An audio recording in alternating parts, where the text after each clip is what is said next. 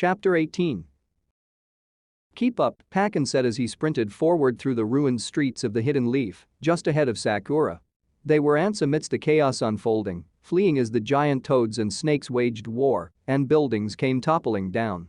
Sakura ignored the destruction of the familiar streets that were lined with rubble and flames as best she could to keep up with the pug. It left her unnerved to see so many places that she had once gazed upon in passing in shambles. Then an unconscious moan of pain reached her ears and drew her eyes to an older woman pinned under the rubble nearby. Sakura recognized her as the tailor of the clothing shop her mother brought her to for fittings and ran towards her to help. "Leave her," Pakin ordered as he turned around. "Remember your orders." Sakura looked to the woman and noticed crimson slowly pooling beneath the rubble. Had her legs been crushed? "But, as we speak, I caught 10 cents heading in the same direction as your teammate and peers. Every second we waste here is one that could spell disaster for them. Besides, there's nothing you can do anyway. I can smell she's lost too much blood and won't make it another minute. You can't treat that with the first aid lessons they teach in the academy." Sakura's heart fell into her stomach as she recognized the truth in his words, staring at the older woman as her breathing grew shallower. "It feels wrong. I know, but that's war." He turned back towards the wall. "Now come on." She turned away from the dying woman and ran towards the wall that had been breached, Pakin leading her through it once more. She couldn't do anything for the tailor, but she could for her teammates at the very least. That had to be enough for now. Outside village. The 9-sound shinobi moved through the woodlands and trees towards where the giant bird had fallen.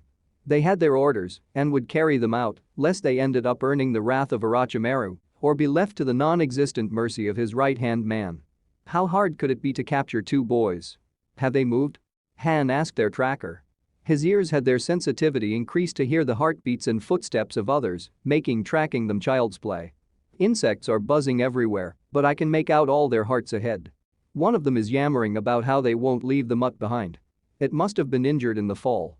Sarah scoffed at the stupidity. "They're kids, all right. They should have been running. Not that it would have helped them." "Let's do this," Naon said. The outline of an amused smirk formed on his mask. "Kill all of them besides the blonde and slap him with the seal. The Uchiha comes afterwards." The kids came into view, their weapons drawn as they huddled together in a circle, while the one with a pineapple haircut for a head tried to convince the boy with markings on his cheeks to leave behind the mutt, which had a bone sticking out of it. Han came to a stop and then gestured for them to move in for the kill. He would remain behind to spot any traps they could pull, though he was skeptical they would be able to. They wasted no time, using a body flicker to close the gap in distance before they could react.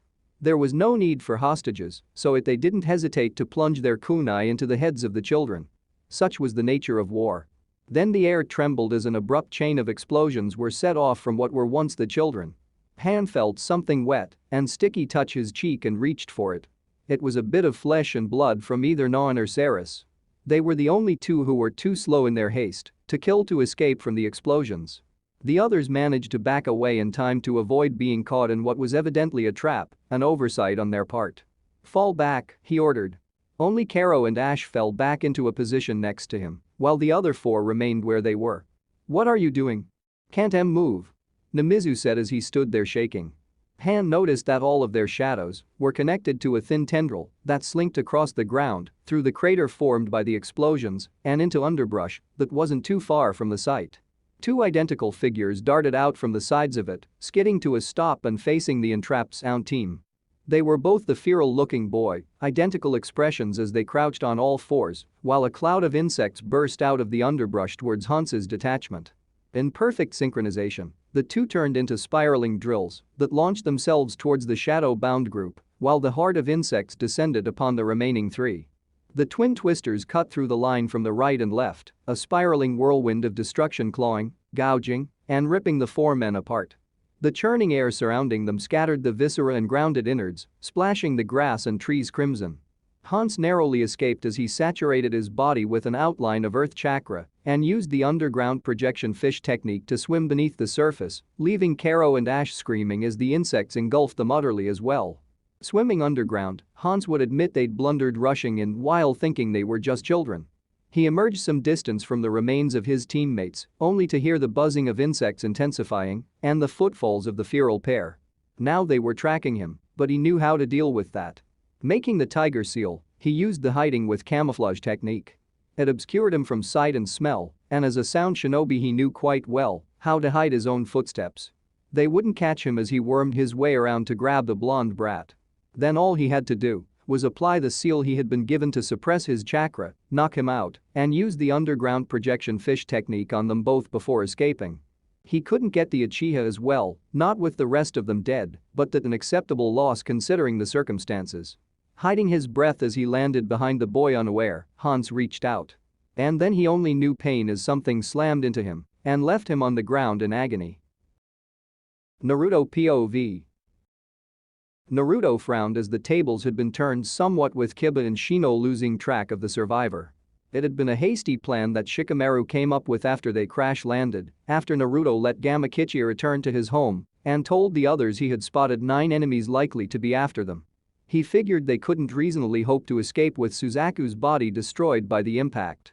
It could recover with enough time and yang chakra to reconstitute itself within the surprisingly durable mask, but that meant they were on their own in dealing with the enemy. They only had limited information to work with, but based on the assumption that one of them would be a sound-based tracker, they allowed themselves to be covered by a mass of buzzing insects from Shino to hide their heartbeats behind the curtain of sound.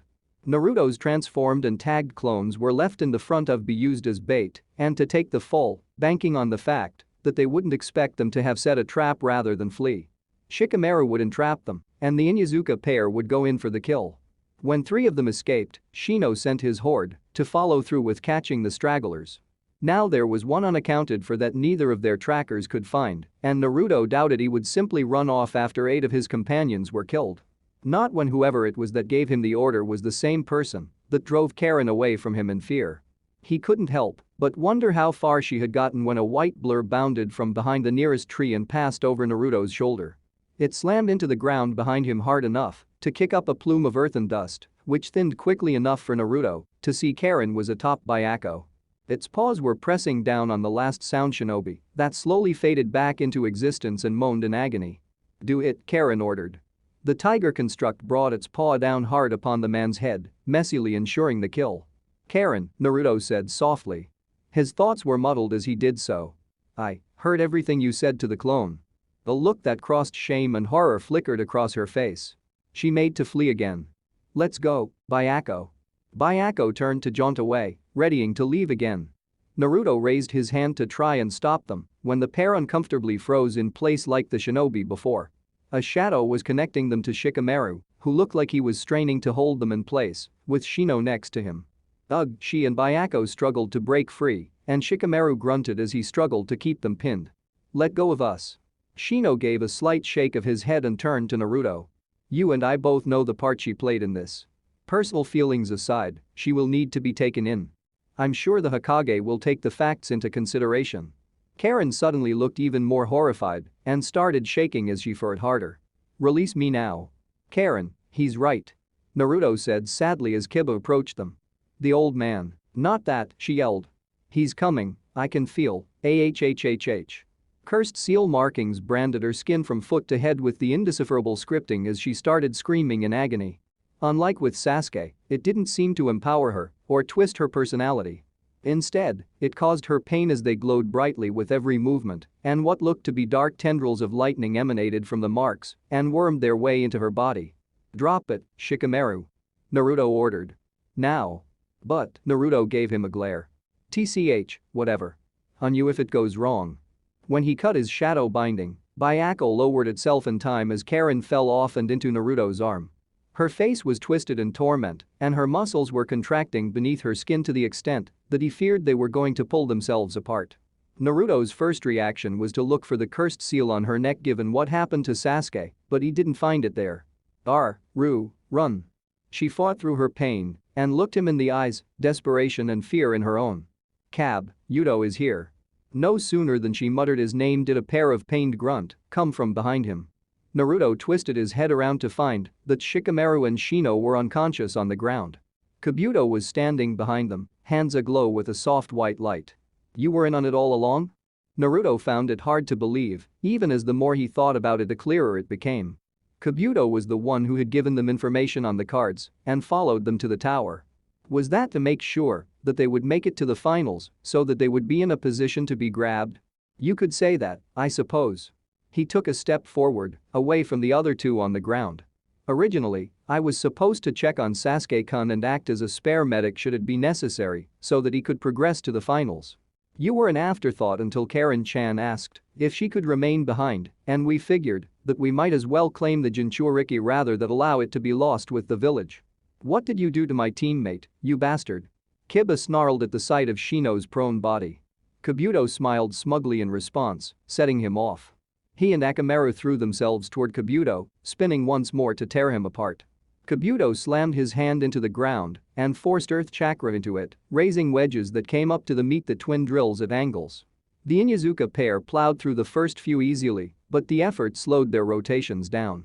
He followed up by spitting a stream of dense, almost solidified water that slammed into them like bludgeons. It was strong enough to cancel their technique and sending them spilling violently to the ground. Akamaru's transformation was cancelled as well, leaving the pup unconscious in the mud. Kiba nursed what looked to be a bruised rib from where he was hit as he forced himself back up and then went in for him again.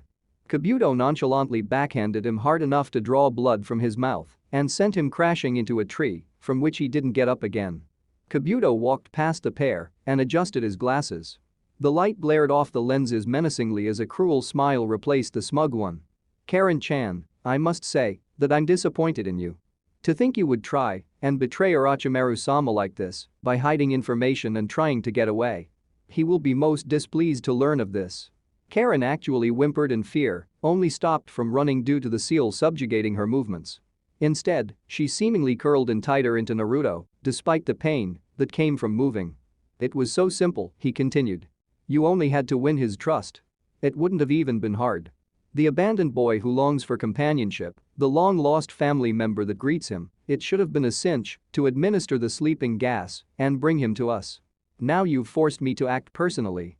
Byako, Karen forced out in a tiny, pained voice. Kill him. Byako lunged in response, and Kabuto moved. The moment Byako touched the ground where he had been, it swallowed the white tiger in what looked to be quicksand that solidified. Byako was stuck, its lower body straining to free itself but unable to without enough room to maneuver. That left Naruto as the only one left to deal with the true traitor, a prospect that was looking unlikely. He set Karen down and then made the cross seal to summon up clones when Kabuto closed the distance in a body flicker and then kicked him hard enough in the abdomen that Naruto went sailing backwards until he slammed into the ground messily and vomited on his hands and knees. Then Naruto. Karen fought against a seal in the agonizing pain to look up at Naruto as he stood back up. That ended when Kabuto placed the heel of his foot on Karen's head and pushed down, forcing it onto the ground. Then he rolled it so that Naruto could see the expression on her face. I'll make this easy for you, Naruto-kun. He pushed down with his foot, causing her to scream loudly as he threatened to crush her skull against the ground. First, you're going to throw your weapons and pouch right towards my feet. Otherwise, I'll crush her head just enough to where she's brain dead and then kill the rest of your peers. Naruto paused at the thought of being weaponless until Kabuto pushed down harder. Tears of pain were streaming down from Karen's eyes and the lenses of her glasses were cracking under the pressure. He threw his kunai pouch, shuriken holster, and rear pouch directly at the man's feet underhandedly. I did what you asked, now let her go. See, was that so hard? Kabuto removed his foot from her head, causing her to seemingly squirm pitifully in relief. He took a step forward, pulling out a sealing slip of his own, and threw it towards Naruto, who caught it. Now, apply this to your forehead. Once you do, both of your chakra sources will be sealed and we'll go. And you'll leave them all unharmed? If I was going to kill them, I would have done so, Kabuto said. None of them are even a threat to me. But the longer you hesitate. Naruto looked grimly at the seal, while the unfinished threat was left hanging in the air. He wouldn't be able to fight if he did, and he was sure a fate worse than death was awaiting him. But if the others died for him.